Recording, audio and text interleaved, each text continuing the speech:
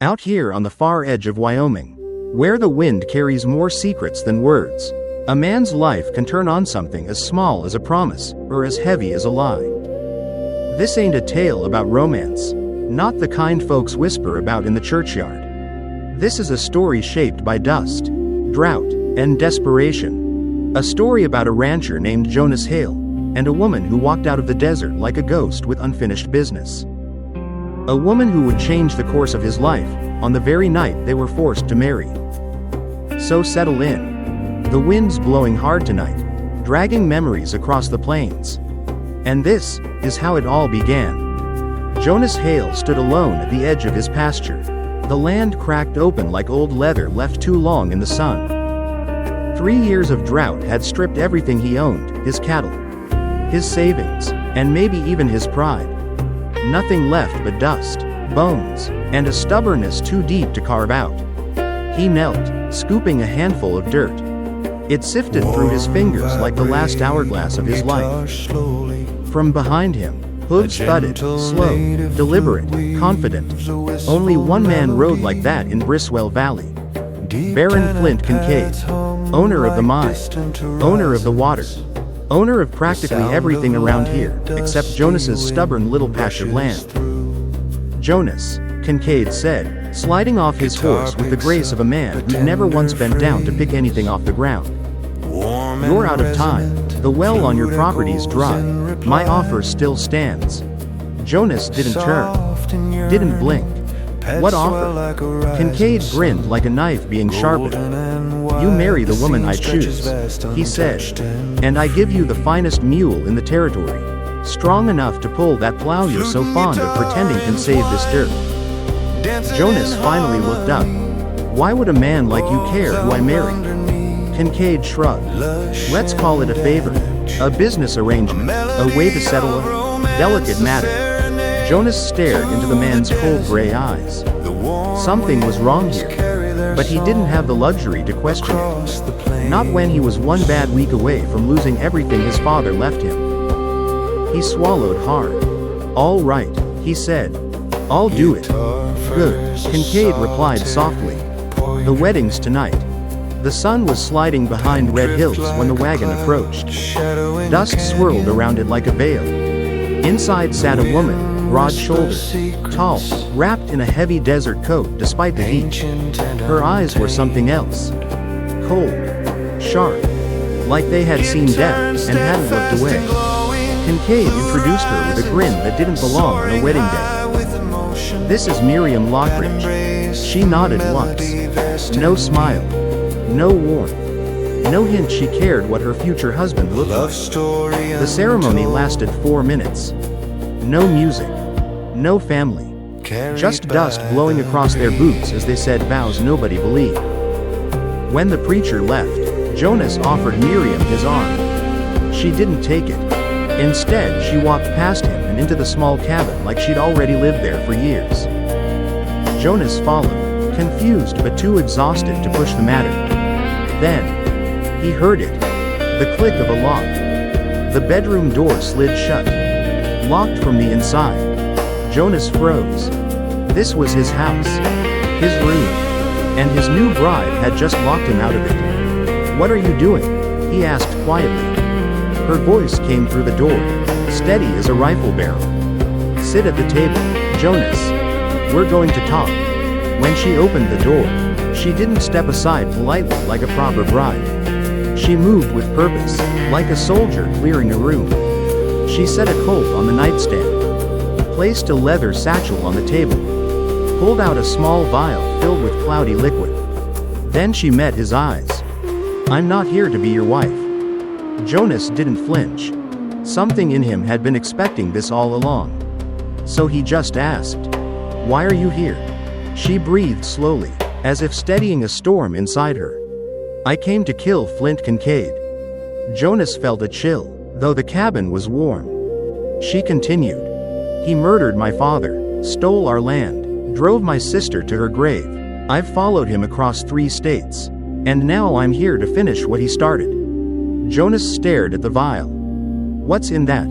Something that makes a man die slow, she said. I was going to slip it to him during the dinner he arranged after this wedding.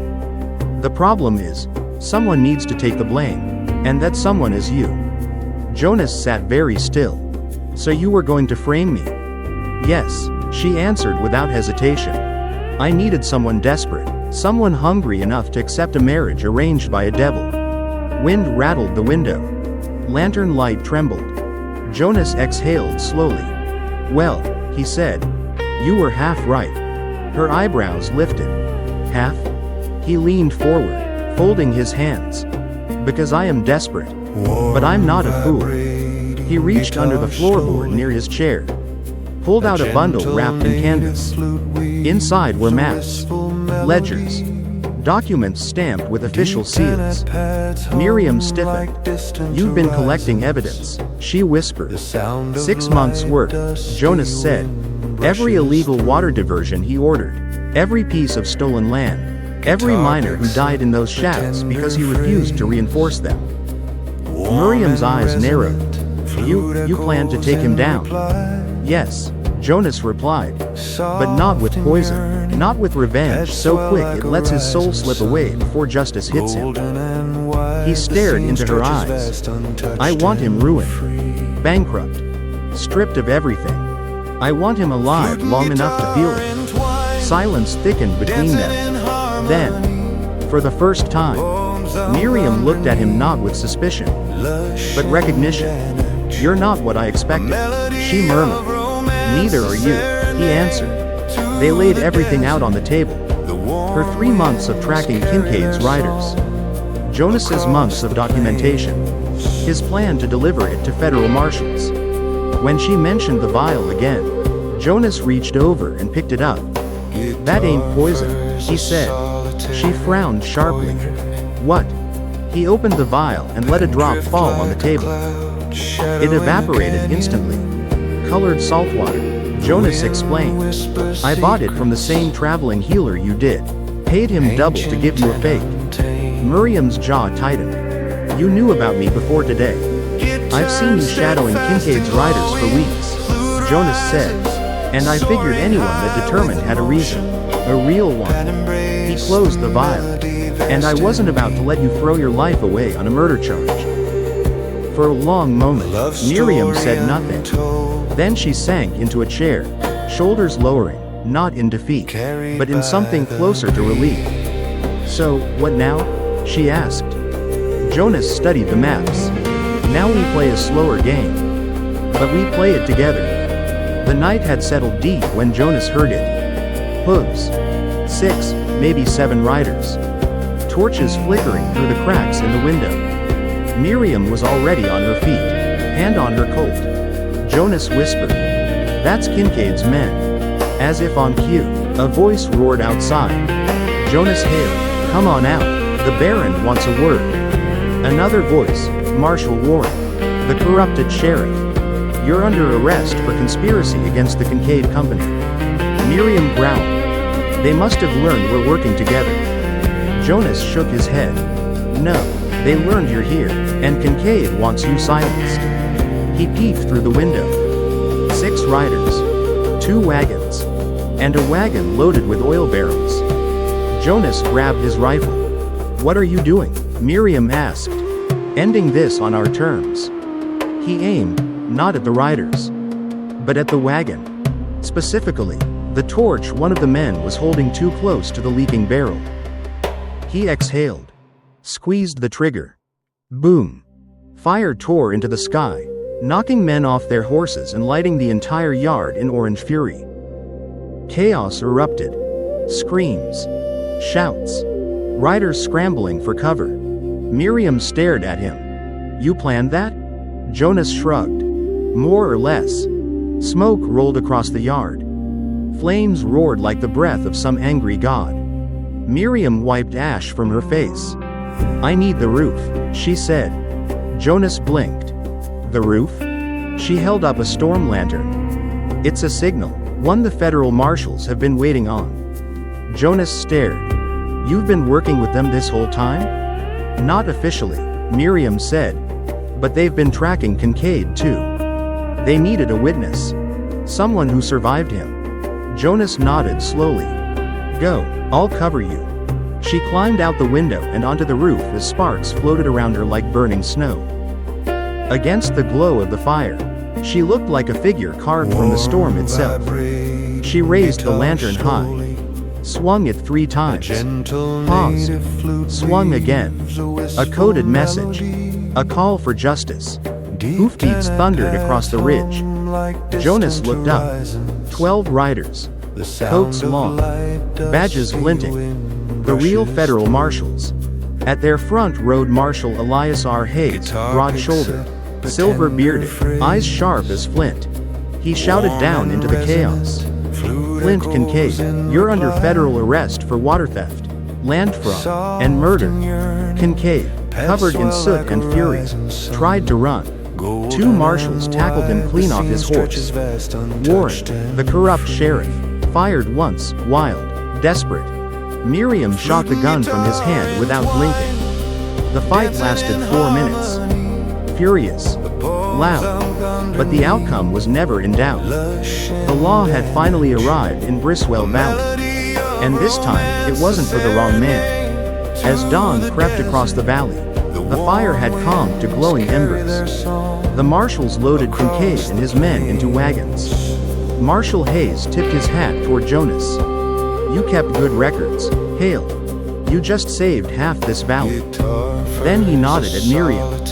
And you've done your father proud. When the last wagon vanished over the ridge, silence returned. Not the empty kind Jonas had grown used to, but a peaceful one, a healing one. Miriam stood beside him, watching the sky shift from ember to gold. You still don't have to stay married, she said softly. Jonas chuckled. After a night like this, seems like we'd make a pretty decent team. She looked at him, not smiling exactly, but softer than before. This place, she murmured, it could be something again. Jonas nodded. It will be. If you're willing to help me rebuild. She turned toward the horizon, where the world seemed wide open. I've been running a long time, Jonas. Maybe it's time to stop. He offered his hand. This time, she took it. Out here in the frontier, stories don't always end with roses or rings. Sometimes they end with 2 people standing in the ashes of what almost destroyed them, and deciding to build something new. Jonas Hale found more than a partner that night. He found someone who carried her pain like he carried his. Quietly, stubbornly, and with the grit of a soul shaped by the West. As for Miriam, she found a place where her ghosts could finally rest. And the land? It breathed again. Slowly. Patiently. Just like the people who now called it home. The frontier is hard. But sometimes, it gives back. If you know how to listen. Out on the far edge of Wyoming territory, where storms crawl low across the sky and the mountains keep their secrets buried deep, there lived a rancher named Cassidy Flynn. He wasn't rich. He wasn't powerful. And the land he worked barely yielded enough to keep a man alive. But sometimes, the frontier doesn't measure worth in cattle, or coins, or the size of a man's ranch. Sometimes it measures worth in heart. And on one fateful night, a night carved by thunder and lit by the breath of lightning, the frontier chose Cassidy Flynn for something far greater than survival. It chose him for destiny. Wind tore across the plains like a living thing, shoving sheets of rain sideways. Cassidy fought to keep his lantern lit as he checked the barn doors, tightening every rope and latch. The sky roared. Not the sound of ordinary thunder, but something deeper, older, like the beating wings of a creature made of storm itself. Cassidy whispered under his breath, "Lord above, what kind of hell is blowing in tonight?" He hurried back toward his cabin, boots sinking into mud. Lightning streaked white across the sky, briefly illuminating 2 shapes stumbling through the downpour. Large shapes. Human, but towering. Cassidy froze. At first he thought they were men, big, broad-shouldered warriors from the Apache tribes. But then the lightning struck again and he saw the truth. 2 women. Tall as any man he'd ever known. Maybe taller. braids whipping in the storm, faces smeared with dirt and blood. Their legs buckled, strength failing. "Hey, hey," Cassidy shouted, dropping his lantern and running toward them. One collapsed fully. The other tried to lift her sister but slipped in the mud. Cassidy slid beside them, heart pounding. "You're hurt, both of you. Come on, lean on me." The conscious one glared at him with fierce, wild eyes, then collapsed into his arms. Cassidy swallowed hard. These weren't just women. These were Apache warrior women. And from the way they were built, broad shoulders, muscled arms, towering height, they looked like the legendary twins whispered about in frontier stories. Nia and Kira, daughters of Thunder Rock. He dragged them through the mud, grunting with effort. Even unconscious, they felt like carrying living oak trunks. Inside the cabin, he laid them near the hearth and threw more wood on the fire. They were freezing, bleeding, breathing shallow.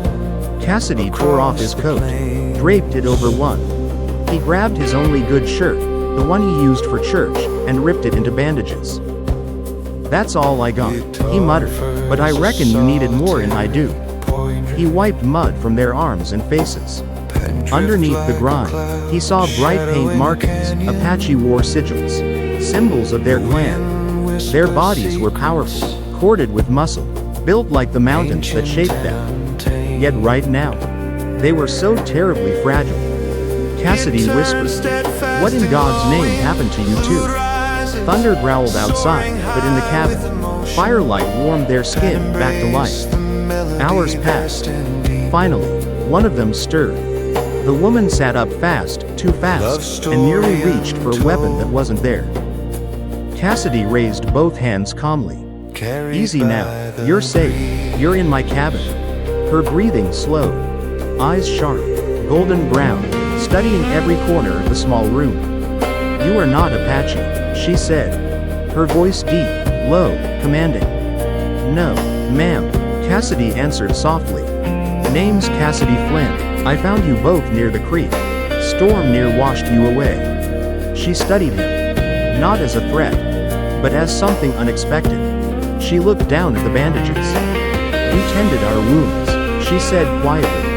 Figured it was the right thing to do. She blinked, as if those words were foreign to her. "My name is Nia," she said. She gestured to the other woman still asleep.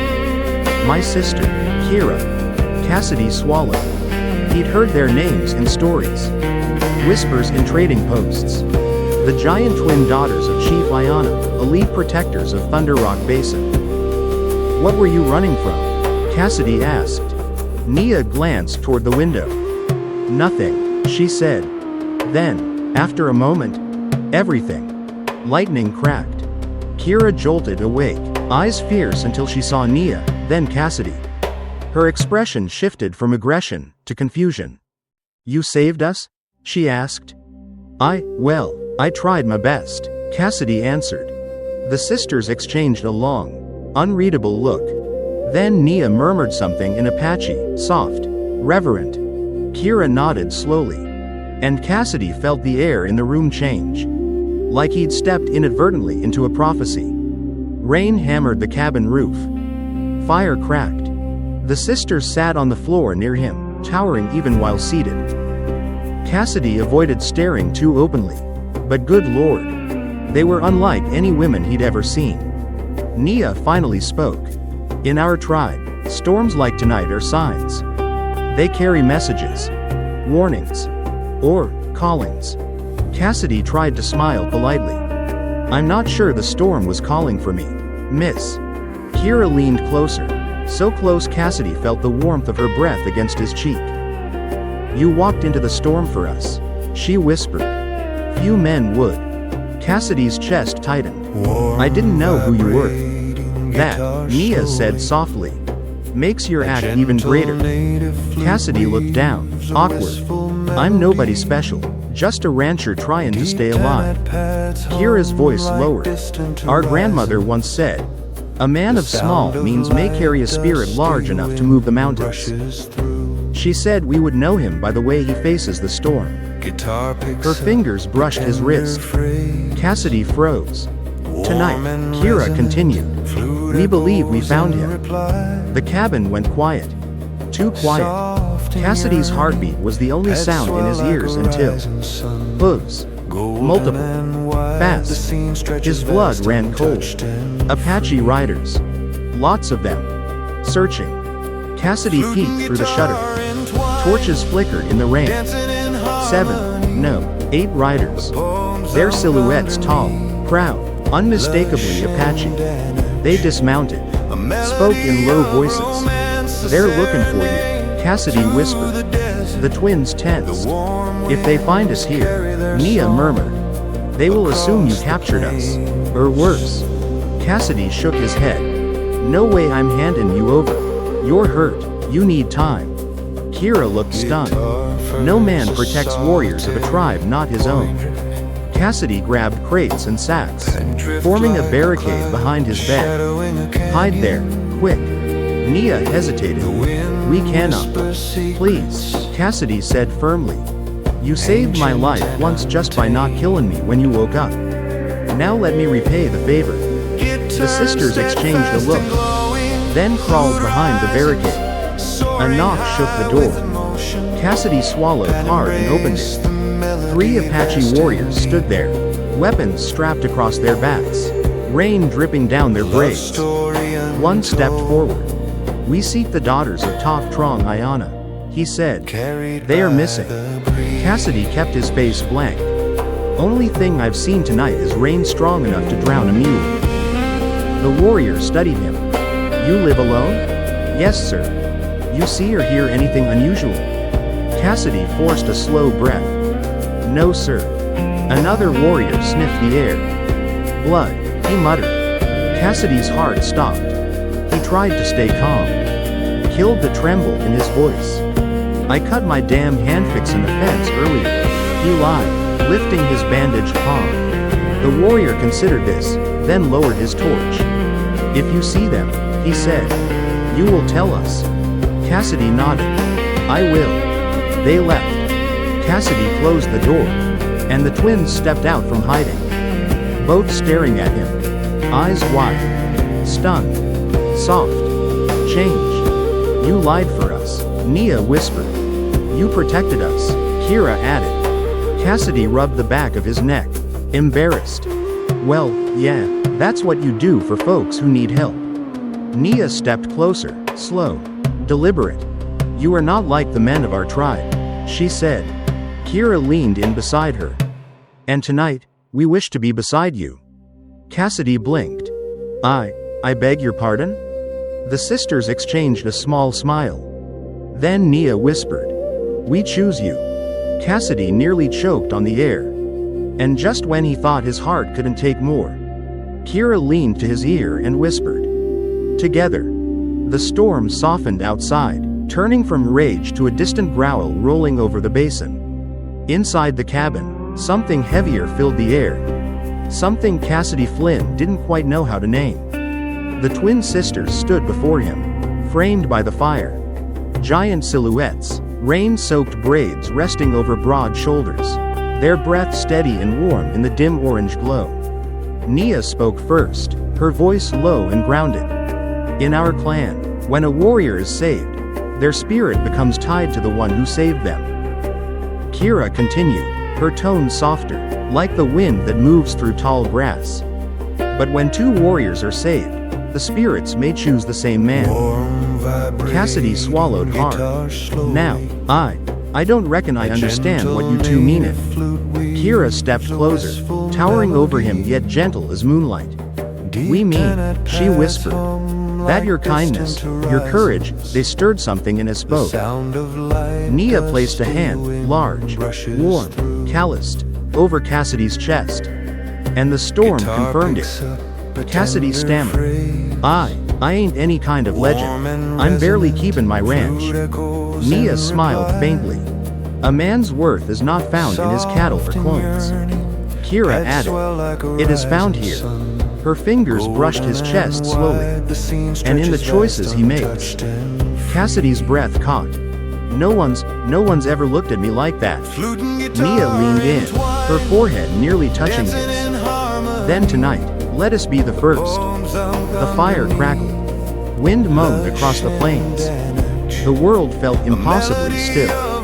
But before Cassidy could speak, hooves, dozens, thundering from the ridge, Nia's head snapped toward the door. They returned. Torches flared outside. Shadows of riders stretched long across the mud. Cassidy's heart hammered. Kira placed a hand on his shoulder. Do not fear. That's easy for you to say, Cassidy muttered. You too could throw a horse if you wanted. Nia smirked. 2 horses. She wasn't kidding. But the humor faded as a deep voice roared from outside. Nia. Kira. Daughters of my blood. Show yourselves. Cassidy felt the weight of the words sink into the floorboards. Your father?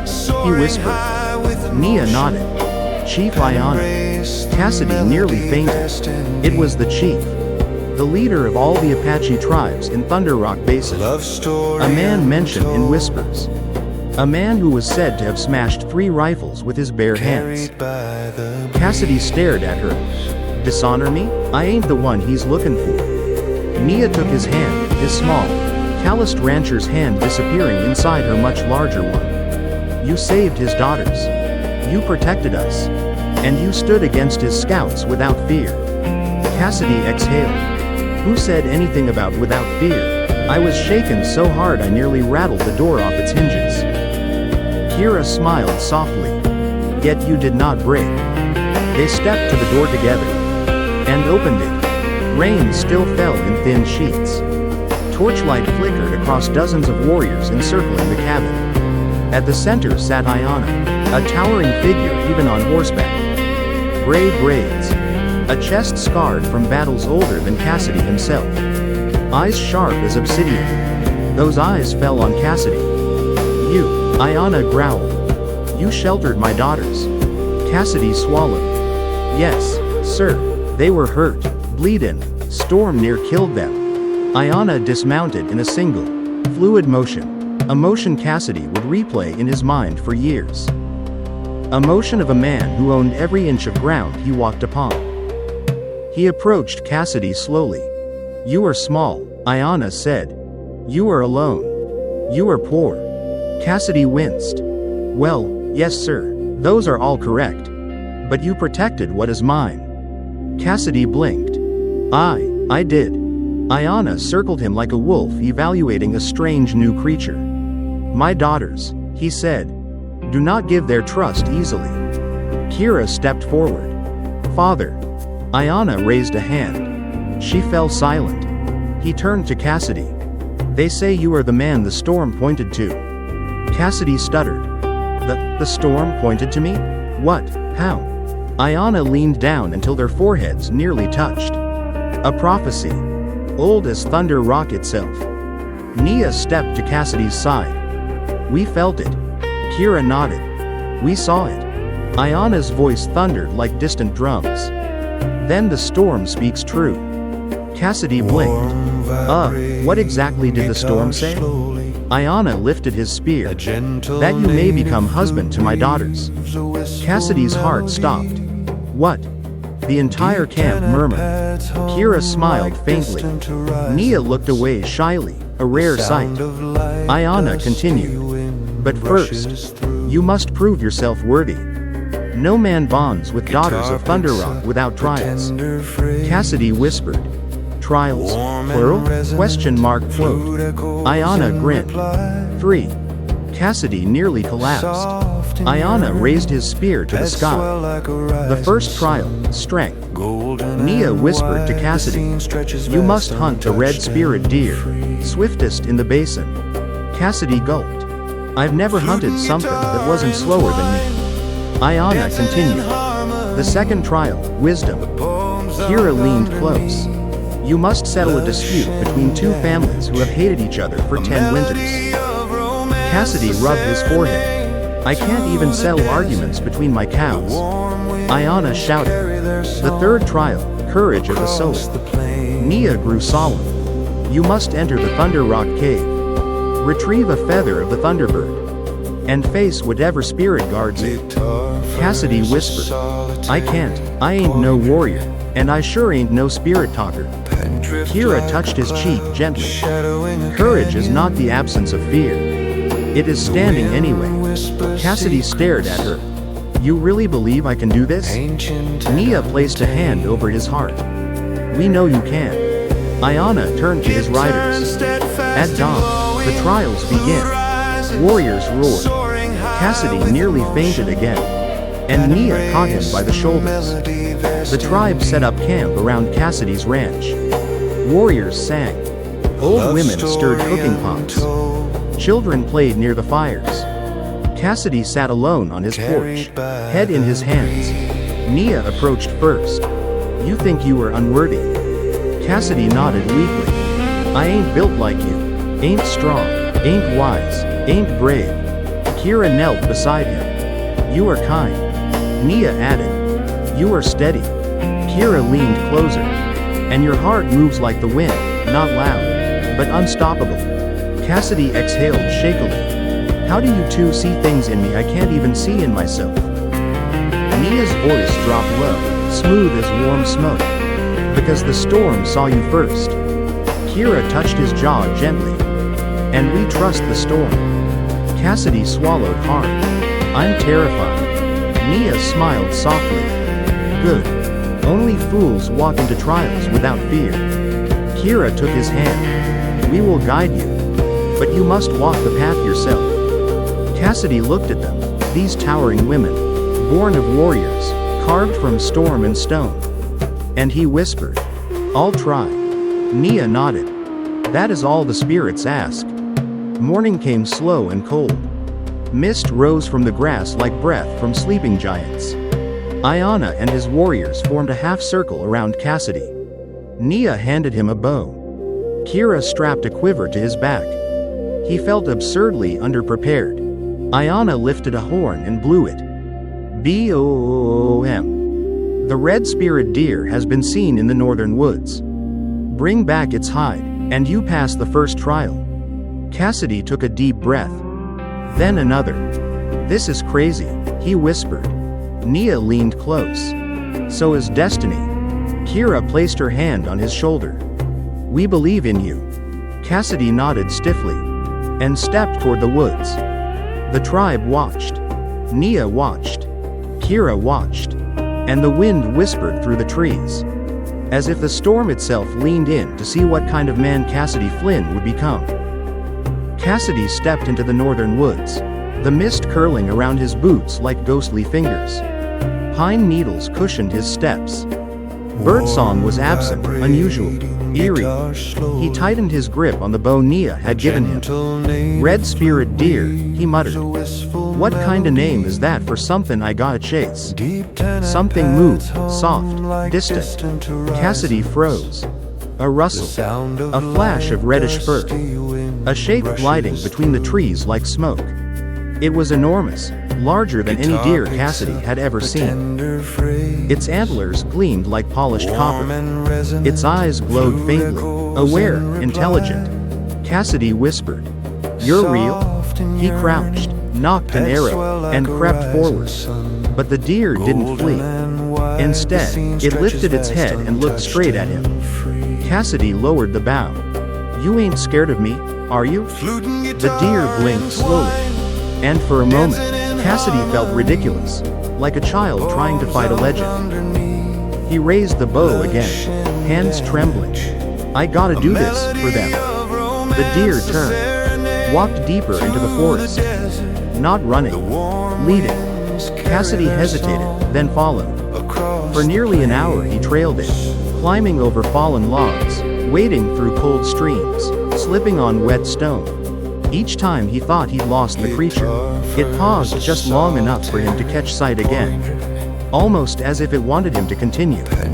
Finally, the deer stopped in a clearing of soft golden light. It bowed its head. Cassidy raised the bow.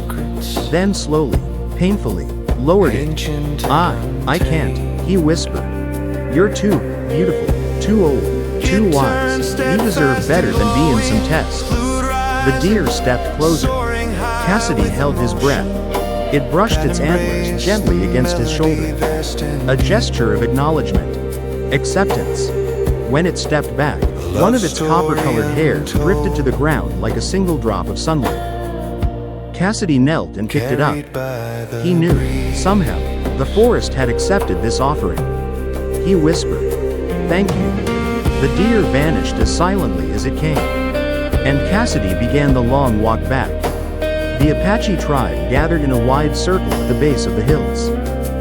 Ayanna stood at the center, spear planted firmly in the earth. Nia and Kira watched Cassidy approach, muddy, panting, empty-handed. But Cassidy knelt before Ayanna and placed the single copper-red hair in his palm. "I couldn't kill it," he said quietly. "But it let me take this. I don't know why. But it felt right." Ayanna studied him for a long, tense moment. Warriors whispered, "He failed. He brings no hide.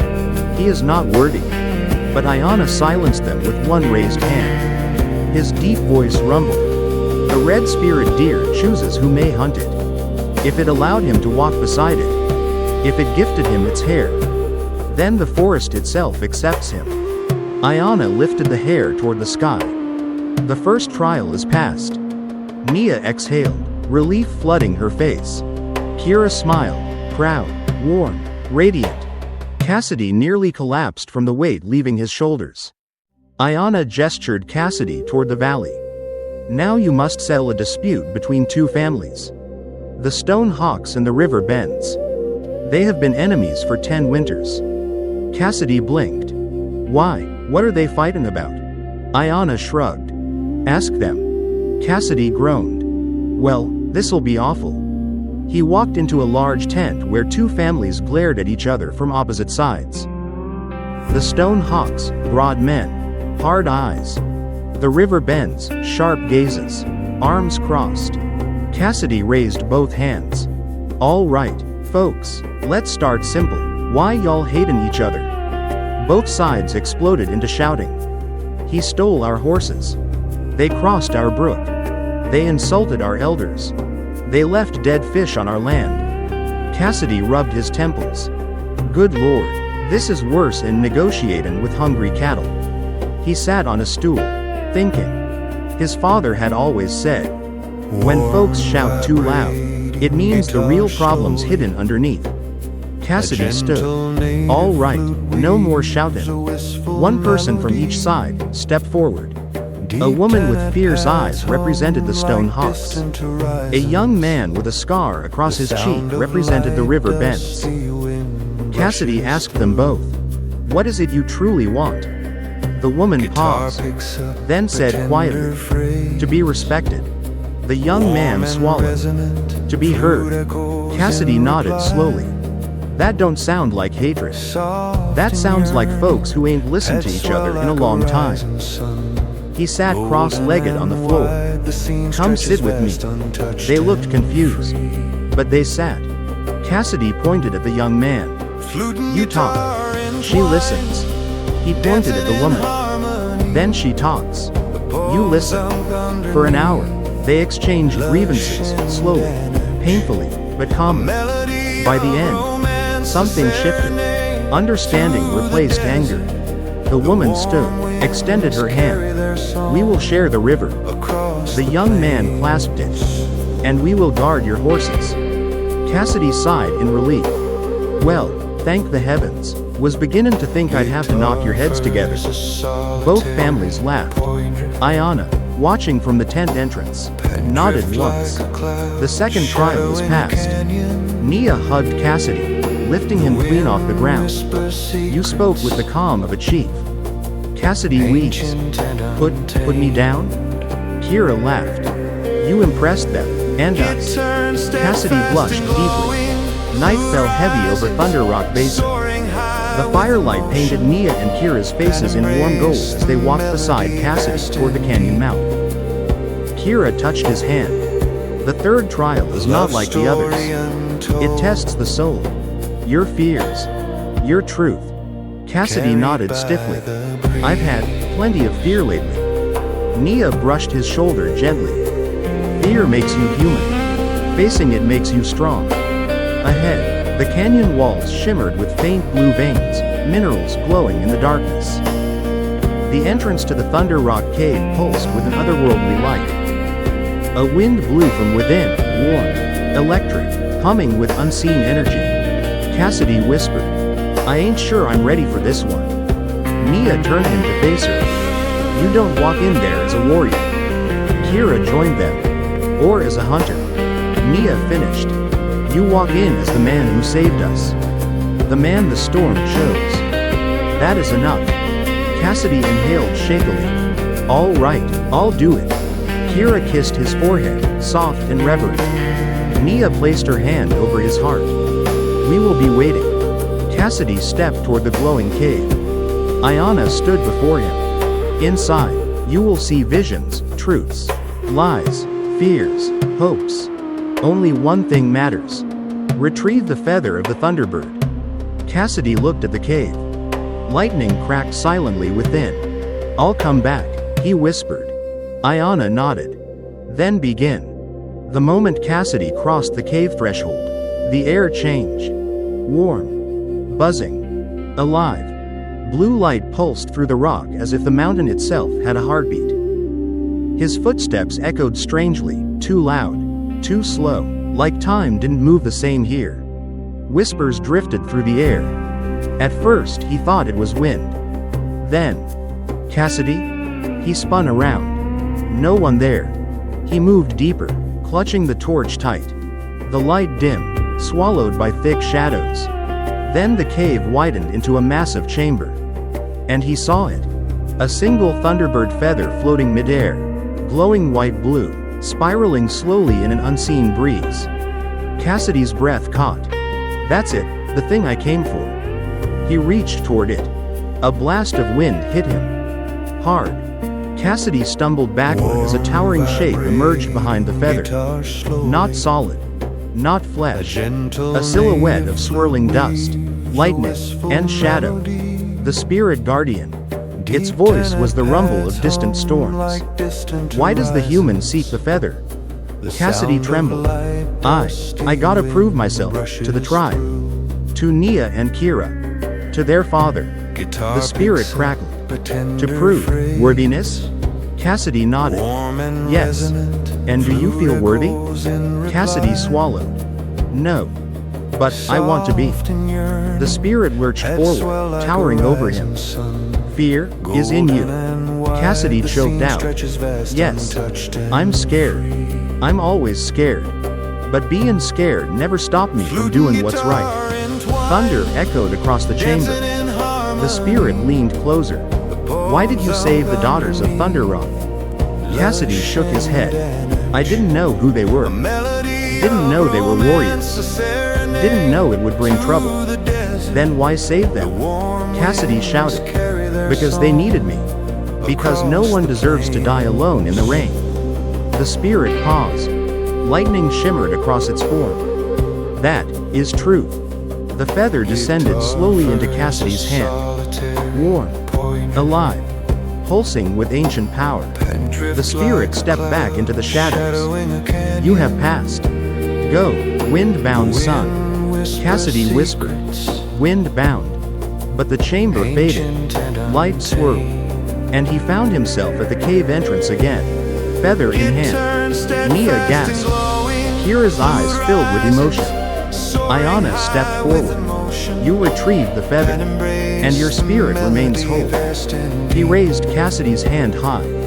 "The third trial is past." The tribe roared in approval.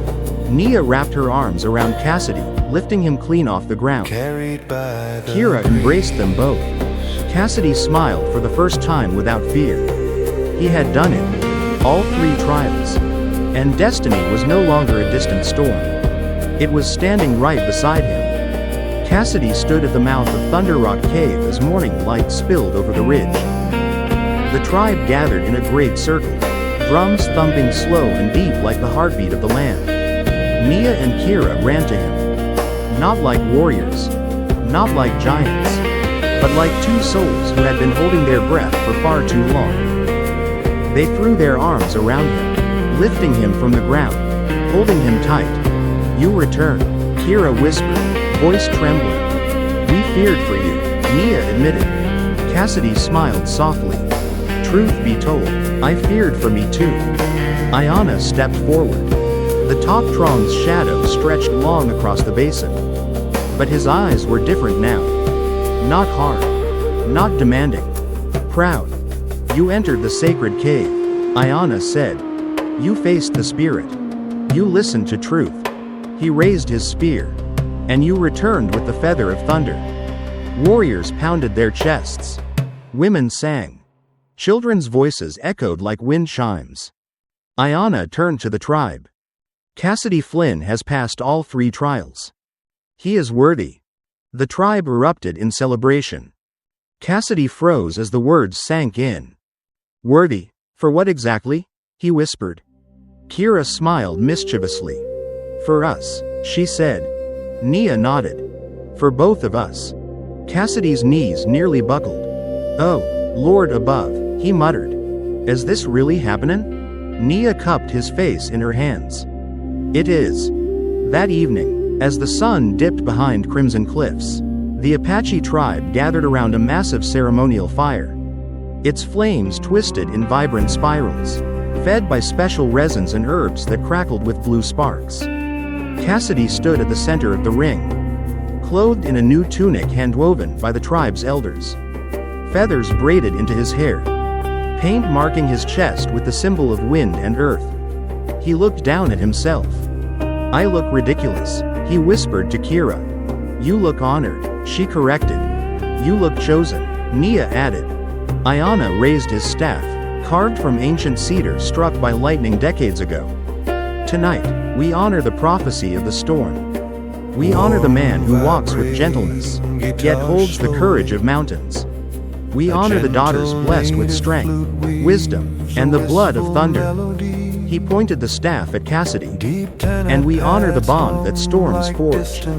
The drums slowed. The air thickened with smoke and sage. Nia stepped forward first. She towered over Cassidy, broad, strong, radiant in ceremonial paint. But her voice was soft. "Cassidy Flynn, you saw our strength, but offered kindness. You saw our wounds, but offered comfort. You saw our fear, but offered protection. I choose you not as a warrior chooses a companion, but as a heart chooses its shelter." She placed her palm on his chest. "My spirit stands with yours." Cassidy swallowed hard. "Nia, I don't know how a man like me earned this, but I promise I'll spend my whole life being worthy of it." Her eyes glimmered. "You already are." Then Kira stepped forward. Her presence was different, warmer, playful, but deeper too. She laid a hand on Cassidy's cheek. "You made me laugh when fear lived in my bones. You gave me peace when the storm shook my spirit. You treated us not as legends, not as giants, but as women with hearts still learning how to be held." She leaned her forehead against his. "I choose you, Cassidy Flynn, in this life, and the next." Cassidy whispered. "Kira, you're sunshine after a long winter. I ain't good with free words, but I know this. You make the world feel less empty." Ayana stepped between them. "Join hands." Cassidy took both sisters' hands, each one bigger than his. Warm, calloused, grounded. Ayana's voice boomed. "By wind and thunder, by earth and sky, we bind these 3 as one thunderheart." The tribe roared in approval. Drums thundered. The twins pulled Cassidy into an embrace. All warmth, strength, tenderness. For the first time in years, Cassidy felt whole. Night fell fully. Stars spilled across the sky like silver dust. 3 towering bonfires blazed high, one for each heart now bound together. Nia and Kira danced with the women of the tribe, their movements powerful yet fluid, shadows cast long against the canyon walls. Cassidy stood near the fire, watching with awe. He wasn't a man of dances. Never had been. But tonight he felt the pull. The rhythm of drums echoing in his chest. Kira returned to him first, breathless with joy. "Come dance." Cassidy held up both hands. I got 2 left feet. Kira grabbed his waist and pulled him effortlessly into the circle. Then we will guide them. She moved behind him, arms around his torso, guiding his steps. Nia joined, placing a gentle hand on his shoulder. You do not dance alone, she said.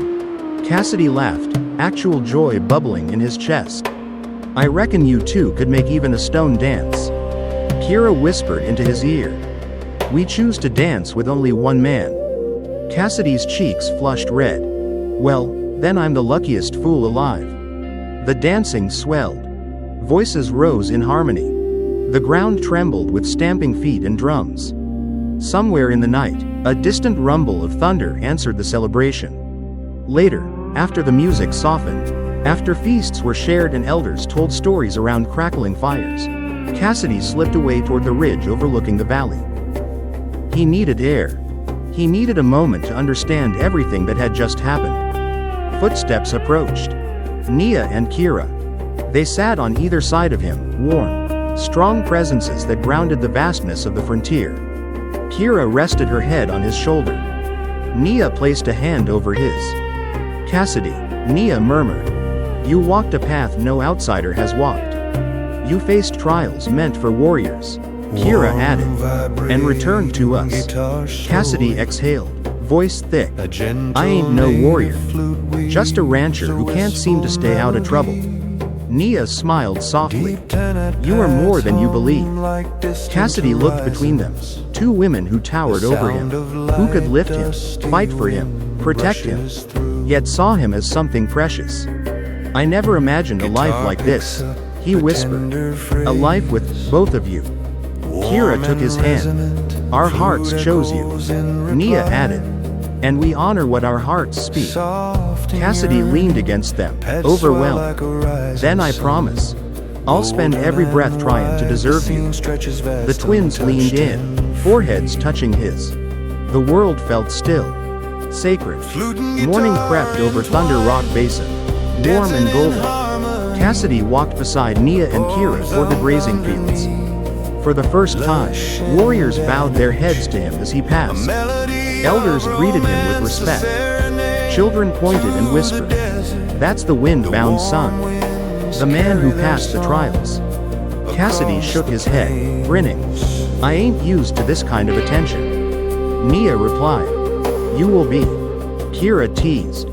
You marry legends, it is only fair you become one. Cassidy nearly tripped over a rock. I did not marry legends. You did, they said in perfect unison. He sighed. Well, I guess I can't argue with 2 women at once. Kira smirked. Many have tried. And failed, Nia added. They continued walking, comfortable in silence. The basin stretched wide before them, green, living, beautiful. A land filled with possibility. Cassidy turned to them. So, what happens now? Kira squeezed his hand. Now, we live. Nia took his other hand. Together. Cassidy smiled. Amen to that. Out here in the frontier, legends aren't always written by heroes with rifles or outlaws with wanted posters. Sometimes, legends are written by the quiet men. The good men. The ones who walk into storms because it's the right thing to do.